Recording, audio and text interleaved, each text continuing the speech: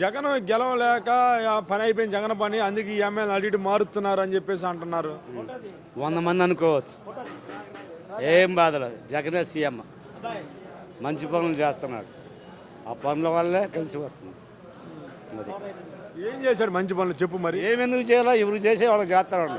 రైతులు చేసే రైతులకు చేస్తున్నాడు, లేబర్ చేసే లేబర్ చేస్తున్నాడు, ఎవరికి ఇచ్చే వాళ్ళకి ఇస్తున్నారు. కానీ ఆయన సొమ్ము తిని ఆయనే దుబారిస్తున్నారు. మరి అలాంటప్పుడు ఎవరు నమ్మాలి ఎవరు నమ్మకూడదు తెలియట్లా. మరి ఆయన సొమ్మిదిని ఆయన అంటున్నావు. జగన్ పాలనలో రైతు చితికిపోయాడు అంటున్నారు కదా. ఎవరు వాళ్ళకై వాళ్ళు అనుకోవటం, అది ఆ మాట వాళ్ళు చెప్పుకోవటమే. ఏది తీసుకోకుండా ఉంటున్నారు. చాలు. సరే ఒక మాట చెప్పండి. మరి ఇప్పుడు ఈ వైసీపీ ప్రభుత్వం ఉంది కదా, ఇది ఒక రూపాయి పావాల ప్రభుత్వం అంటాడు పవన్ కళ్యాణ్. అట్టటోళ్ళు 1,90 అనుకుంటే మాత్రం భయం ఏముంది? ఆయన ఏ పార్టీ ఉంటే గెలిచాడు పక్కలు తీసింది ఏముంది? ఏమి లేదు.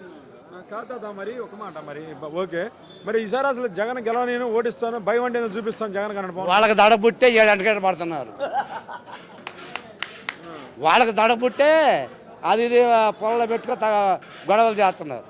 అది మరి ఇప్పుడు ఈ జనసేన తెలుగుదేశం ఇవన్నీ మరి అన్ని పొత్తు మీద ఉన్నాయి కదా, మరి ఎట్లా గెలుస్తారు జగన్? ఏం సత్తి వాళ్ళకి అసలు ఫస్ట్ కానించే లేవుగా. ఏం సత్తి వాళ్ళకి ఉండా సీట్లు అవి ఉన్నాయో అంతకు ముందు వచ్చినాయి, జాగ్రత్త చేసుకోమని. ఈసారి అవి కూడా రావు. మరి ఇప్పుడు నారా లోకేష్ అన్నాడుగా ఈ సైకో పోవాలి సైకిల్ రావాలంటున్నాడు. ఆయన మాట్లాడటమే చేతగలదు. ఇది ఎట్టబోద్ది? ఆయన నోరు ఆక్సే బాగలేదు. ఆయన అంటే పోయిద్దా? నష్టం రాసిన రాత అది. ఇప్పుడు జగన్ సొంత నియోజకవర్గం పులివెందులో ఈసారి అక్కడే ఓడిస్తాను జగన్ అంటున్నారు. 1,90 చెప్పుకుంటారు. ఆయన అన్నంత మాత్రం ఓడిపోతాడా? అక్కడే మెజారిటీ తీసుకొస్తాడు. టోటల్గా అయితే జగన్ గెలుస్తాడు అంట నువ్వు అనేది? కంపల్సరీగా గెలుస్తాడు. పోనీ నీకు ఏమైనా పింఛన్ ఏమైనా వస్తుందా? నాకు చాలా వస్తుంది. నాకు చెత్త బండి ఉంది, పెన్షన్ వస్తుంది, అమ్మ ఒడి వస్తుంది, అన్నీ వస్తుంది. మరి ఎలా అనిపిస్తుంది మీకు ఆ పథకాలు మొత్తం? బతికినంతకాలం ఆయన ఉంటే బాగుండు అనుకోండి.